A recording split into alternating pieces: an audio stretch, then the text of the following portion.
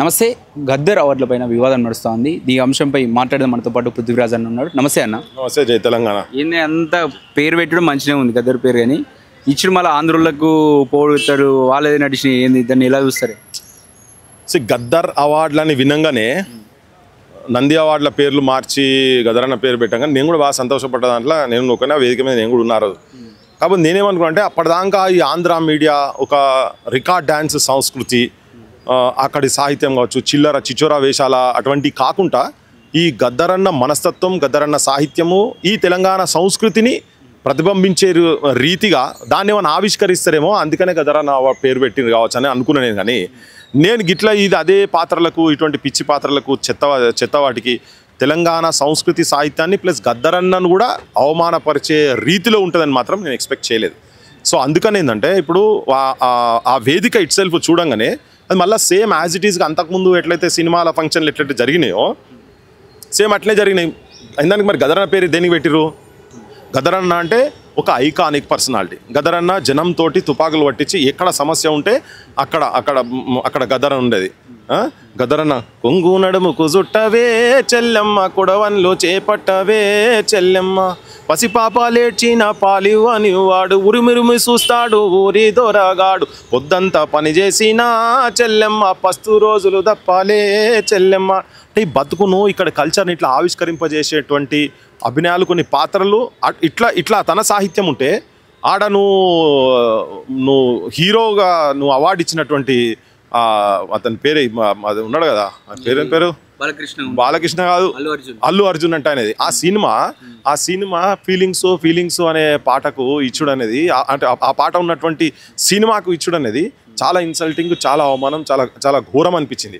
అంటే నీ పాదము మీద పుట్టుమచ్చనే చెల్లెమ్మ, తోడ బుట్టిరున్న రుణం తీర్చుకుంటేనే చెల్లెమ్మ, తో బుట్టు రుణం తీర్చుకుంటేనే చెల్లెమ్మ అంటే అట్లా, అంటే పాదం మీద పుట్టుమచ్చ లెక్క ఆయన వర్ణించుకుంటూ రాసినటువంటి ఒక ఆయన సాహిత్యం ఎక్కడున్నది? నువ్వు ఆ సినిమాలంతా చిచోరగా పెట్టి ఏదో కామ పిశాచుల పాత్రలు ఉన్నటువంటి సినిమాలో యాక్ట్ చేసినటువంటి ఆ అభినయానికి, ఆ పాత్రకు ఈ చూడండి అసలు నాకైతే చాలా చాలా అన్యాయం, చాలా ఘోరం అనిపించింది.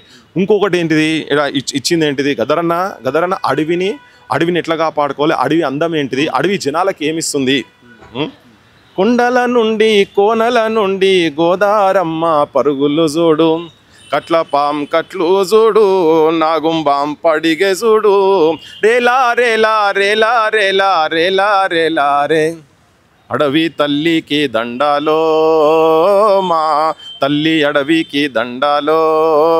ఇట్లా అంటే అడవి అందాన్ని మనుషులు, ఆకులు, పక్షులు కలిసి బతికేటి అడవి అందం చూడు, అడవి ప్రేమ చూడు అని తన సాహిత్యంలో రాసి అడవిని ఒక అద్భుతంగా ఆవిష్కరించినటువంటి రాసిన ఆ వ్యక్తి పేరు మీద అవార్డు ఒక స్మగ్లర్కు.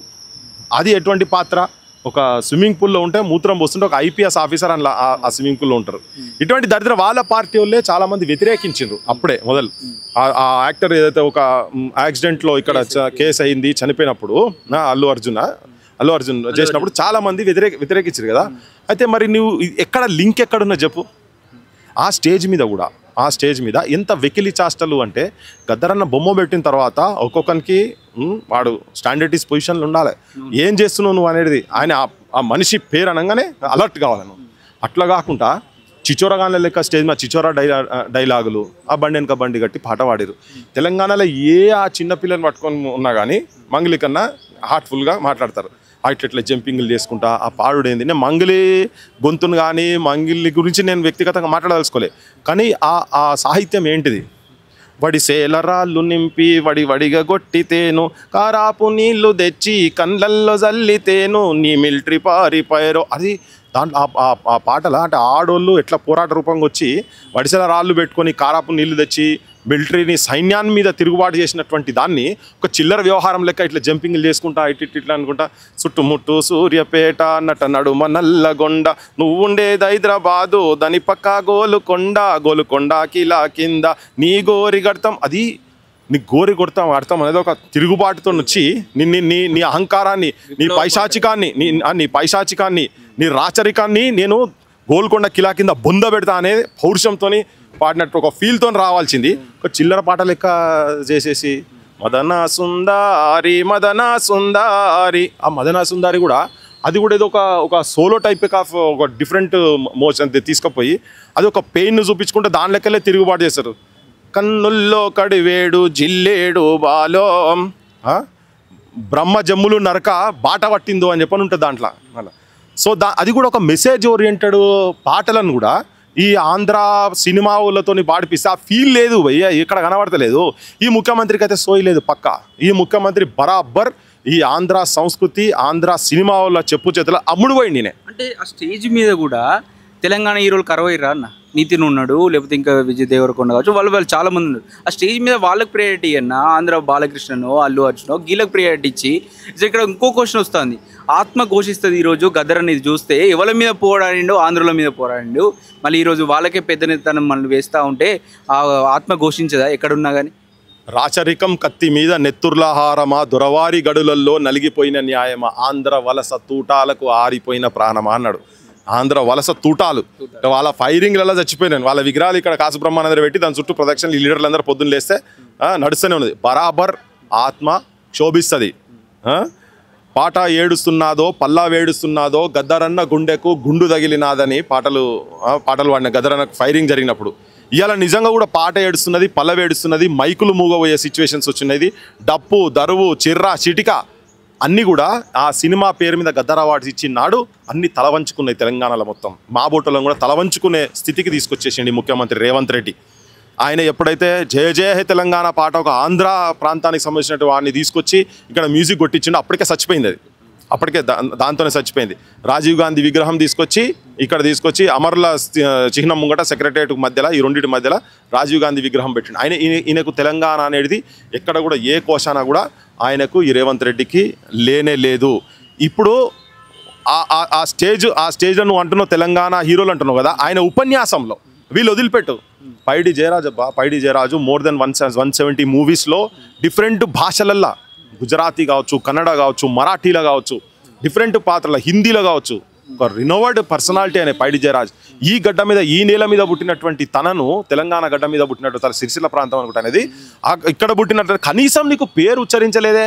నువ్వు సినిమా మొత్తము ఈ ఆంధ్ర సినిమా మొత్తం ఆంధ్రప్రదేశ్ ఉన్నప్పుడైనా ఏదైనా సినిమా మొత్తం పేర్లు తీసినావు. ఎన్టీఆర్ పేరు తీసినావు, అక్కినేని నాగార్జున అక్కినేని నాగేశ్వరరావు పేరు తీసినావు, ఇంకో వేరే తర్వాత మోహన్ బాబు వేరే వాళ్ళ పేర్లు తీసినావు. కానీ నీకు వాళ్ళ పేర్లు కనిపించ. ప్రభాకర్ రెడ్డి 470 పైన మూవీస్లలో యాక్ట్ చేసిండు. అప్పుడు ఆంధ్రుల చేతిలో ఉండే కాబట్టి ఆయన ఎంత అందగాడు ప్రభాకర్ రెడ్డి, ఎంత అద్భుతమైన యాక్టింగ్ ఆయన దగ్గర ఆ పాత్రలో జీవించేది. ఇటువంటి వాళ్ళంతా త్యాగరాజు కావచ్చు, ఇక్కడ త్యాగరాజు కావచ్చు, వీళ్ళందరినీ కత్తి కాంతారావు అంటారు, కాంతారావు కావచ్చు, ఆయన కూడా 300 పైన అరౌండ్ 400 మూవీస్లో ఆయన కూడా యాక్ట్ చేసిండు. వీళ్ళందరూ ఈ ఆంధ్ర సినిమా వాళ్ళ దగ్గర క్రష్ అయిన వాళ్ళు వీళ్ళు.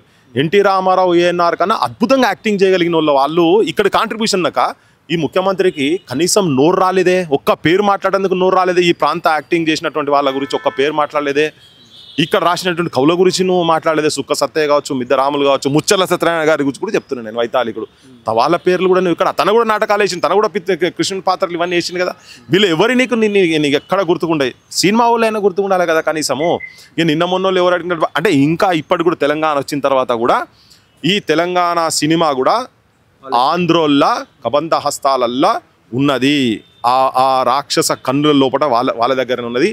ఈయన కూడా ఈ రేవంత్ రెడ్డి కూడా మొత్తం వాళ్ళ చేతులు వెళ్ళినాడు. ఒక బాలకృష్ణ జై తెలంగాణ అంటే మురుస్తున్నారు. నాకు అర్థమైతే లేదు. అరే ఎంతమంది సావుల కారణమేనబ్బా. ఈయన రేవంత్ రెడ్డి కదా సావుల కారణం, ఈయన కూడా కారణమే కదా. సో ఈయన అట్లీస్ట్ ముఖ్యమంత్రి అయిన తర్వాత మారిండేమో, తెలంగాణ వచ్చిన తర్వాత మారిండేమో అనుకుంటే ఈయన మారలే. ఇక రాదు, ఆయన లోపల మార్పు రాదు. 100% ఆయన లోపల మార్పు వచ్చే సవాలే లేదు రేవంత్ రెడ్డిలో. ఆయన ఉపన్యాసంలో కావచ్చు, ఆయన ఆచరణలో కూడా గద్దరన్న ముఖం చూపించుకుంటా, గద్దరన్న ఇబ్బంది పెట్టుకుంటా, గద్దరన్న ఆత్మ క్షోభించే విధంగా ఆయన చేస్తున్నది చాలా దుర్మార్గం. గద్దరన్న ఫేస్ కావచ్చు అక్కడ కనిపించలేదు, హోస్టింగ్స్ లో కానీ ఇక్కడే కనిపించలేదు. పుట్టిగా ఆ పాట వచ్చేటప్పుడు ఇట్లా ఏదో ఒకసారి ఇట్లా వచ్చి తీసేసారు. నేను కూడా విన్నా, కొద్దిగా చూసినా కావాలని అసలు ఏంటిది ఏం జరుగుతుంది ఇట్లా జస్ట్ ఇట్లా ఇమేజ్ వచ్చి పోయేటట్టుగా పెట్టిరు. కానీ ఎక్కడ కూడా గద్దరన్న ఆలోచన విధానాన్ని కావచ్చు, గద్దరన్న ఏ అంశాల గురించి పోరాటం చేసిండో అట్లీస్ట్ వాటిని ఆవిష్కరించేటువంటి బేసిక్స్ కూడా అందులో కనిపించలేదు, కనీసం ఏబిసిడీలు కూడా అందులో కనిపించలేదు. కానీ వాళ్ళు ఆయన బొమ్మను వాడుకొని ఆయన బానిసలారా లెండిరా అని తన జనాన్ని చైతన్యవంతులను చేసుకుంటా కాంగ్రెస్కు సపోర్ట్ చేసుకుంటా ఓట్లు వేపిస్తే వీళ్ళు వచ్చినాక వీళ్ళు ఇంకా ఆంధ్ర మీడియాకు ఆంధ్ర రాజకీయ వ్యవస్థకు వీళ్ళు ఇంకా బానిసలై ఉన్నారు. ఆ పాట వీళ్ళు రోజు పొద్దుగా లేస్తే ఈ ప్రభుత్వంలో ముఖ్యమంత్రి కావచ్చు వాళ్ళ మంత్రిమండలందరూ కూడా పొద్దున్న లేసి వినాలే, బానిసలారా లెండిరా ఈ బానిస బతుకులు వద్దురా అని చెప్పని, అడక తింటే మనకి ఏమి రాదురా అని చెప్పని గుద్ది గుంజుకుందామురా అంటే ఇప్పుడు గుద్ది గుంజుకుని కూడా అవసరం లేదు, పాలనే నీ చేతులు ఉన్నది కదా. నువ్వేం అంటే వీళ్ళ మనస్తత్వాలు అట్లున్నాయి. అందుకే ఈ రాజకీయ వ్యవస్థతో పెద్ద ఒరిగేది కూడా ఏం లేదు. గద్దరన్న ఆలోచనలు గద్దరన్న ఆశయాలను వీళ్ళు ప్రతిబింబించే రీతిగా ప్రస్తుతం ముఖ్యమంత్రి రేవంత్ రెడ్డి ఎక్కడ కూడా ఏం అమలు చేస్తారని నమ్మకం మాత్రం లేదు. అండ్ ఇక్కడ గద్దర్ అభిమానులు కావచ్చు వాళ్ళు కోరుకుంటున్నారు, అరే మీ గవర్నమెంట్ ఇవ్వకుంటే మేము మంచిగా ఆ పేరు గుర్తింపు వచ్చే విధంగా మేము కళాకారులకు వాళ్ళకి అవార్డులు ఇచ్చడం పైసలు వేసుకొని మేము ఇచ్చేటోళ్ళము, ఇప్పుడు ఇచ్చి పరువు తీస్తుర్రు మీరు అనే ఒక అభిప్రాయంని కూడా అభిమానుల్లో వస్తుంది. మీరేమంటారు? 100% కరెక్టే కదా వస్తుంది. ఎందుకంటే గద్దర్ను అవమానించుడు, గద్దర్ బొమ్మను వాడుకొని అందరినీ గాయపరచుడు అనేది ఎవరికి నచ్చలేదు. అద్భుతం. అరే అసలు ఎట్లుండాలి తెలంగాణ ఆత్మ ఆవిష్కరింపబడాలాడ. నా తెలంగాణ కవులు కళాకారులు ఒక్కొక్కరు మా గిద్దరాన్ నర్స్ కావచ్చు, ఏపూరి కావచ్చు, దర్వేలన్న కావచ్చు, ఇటువంటి వాళ్ళందరూ ఆ వేదిక మీద కనుక ఉండేది ఉంటే అరే ఒక్కసారి ఇట్లా వచ్చి చేసి ఇట్లా చేసి అంటే వాళ్ళకి లేదా మనసే లేదు ఇక్కడ. అంటే నేను ఒక 3-4 కోదారి సీన్ కావచ్చు, ఇట్లా చాలా మంది మా వరంగల్ సీన్ కావచ్చు, ఒక్కొక్కరు కొన్ని గంటల కొద్ది కూసబెట్టగలిగినటువంటి వాళ్ళు ఏపూరి సోమన్న కావచ్చు, వీళ్ళందరూ ఒక్కసారి ఆ వేదిక మీద ఇట్లా కనబడితే గద్దర్ ఆవిష్కారం అయ్యేటోడు. ఏ ఊరికెళ్ళి తీసుకొచ్చినా కానీ తీసుకొని ఆవిష్కరింపడేటోడు తన. అటువంటిది ఏది కూడా ఎక్కడ కూడా గింత ఈసుమంతా కూడా ఇటువంటి వాళ్ళని ఎవరిని రానియలేదు కదా. కనీసం నారాయణమూర్తి అన్నాక గద్దర్ ఊరే రిక్షాను ఆ పాట ఈ పాట తెలంగాణను ఆ పేరు మీద రాకముందు కూడా సినిమాలు తీసిన కదా, కనీసం అతన్ని కూడా కనీసం ఇక్కడ కనబడనీయకుండా చేసారు. ఇదంతా ఏంటంటే ఈ రేవంత్ రెడ్డి ఈ తెలంగాణలో పిచ్చోళ్ళు, తెలంగాణ సాహిత్యం అంతా చెత్త సాహిత్యం, ఈయనకంతా రికార్డ్ డ్యాన్స్ అలవాటు ఉన్నట్టున్నది. అందుకే దాన్నే గౌరవిస్తున్నాడు. ఆ పేర్ల మీద ఒక 7-8 మందిని కొద్దిగా గౌరవించగానే ఆ కవులు కళాకారులు ఏమన్నా వాళ్ళందరూ నోరు మూసుకొని కూర్చుంటారు, ఇక గాల్లే కదా అనుకుంటున్నారు. కానీ ఈ అవమానం గద్దరన్న పేరు మీద అవార్డులు ఎట్లియాలనేది కనీస బేసిక్ ఇంగిత జ్ఞానము ఆలోచన కూడా రేవంత్ రెడ్డి ఉన్న మంత్రులకు ఎవరికి లేదనేది నాకు చాలా క్లియర్ కట్ కనిపిస్తున్నది. ప్రజలు రేపు పొద్దుగాల ఇస్తారు ఎట్లియాలనో మా బొట్టలో చూపిస్తాం. అది దిల్ రాజు గురించి ఏమంటారన్నా? మన తెలంగాణ ఉన్నా కానీ ఆయన తెలంగాణ భావం అసలు ఉండవు. ఎవడాబా దిల్ రాజు అంటాడు, వానికి ఏం పాడైంది తెలంగాణ మనసు పాడైందా? దిల్ రాజు అంటోనికి భీకరంగా పిల్లగాలను చచ్చిపోతా ఉంటే వాడు ఆంధ్రాల దగ్గర వాడు జోక్కుంటూ తిరిగినాడు, పేలాలు ఏరుకుంటూ శవాల మీద పేలాలు ఏరుకుంటూ తిరిగిన బాపత్ దాంట్లో దిల్ రాజు అంటాడు ఒకడు. ఆయనకి తెలంగాణ సో ఎక్కడ తప్ప నాకు అర్థం కాదు. గాడిది దిల్ రాజులు వెంకటరామరెడ్డి అట కదా ఆయన పేరు, ముఖ్యమంత్రి చెప్తా ఉన్నాడు గర్వంగా మా వెంకటరామరెడ్డి అని. ఎవరికి దిల్లో ఏందో ఆయనకి దిల్ లేదు దమాక్ లేదు, వాళ్ళ పైసలే ఆయనకి దిల్ రాజు అంటోనికి ఉన్నది. ఖాళీగా ఎట్లా పైసలు రావాలి, ఎట్లా పైసలు సంపాదించుకోవాలి, ఎట్లా దండుకోవాలని తప్ప అంతకు మించిన పైసా కూడా లేదు. బానిసత్వానికి బ్రోకర్గిరికి అలవాటు పడ్డోడు ఎవడైనా కానీ ఈ తెలంగాణ ప్రాంతానికి ద్రోహులే. అందులో ఈయన కూడా ఒక పెద్ద ద్రోహి.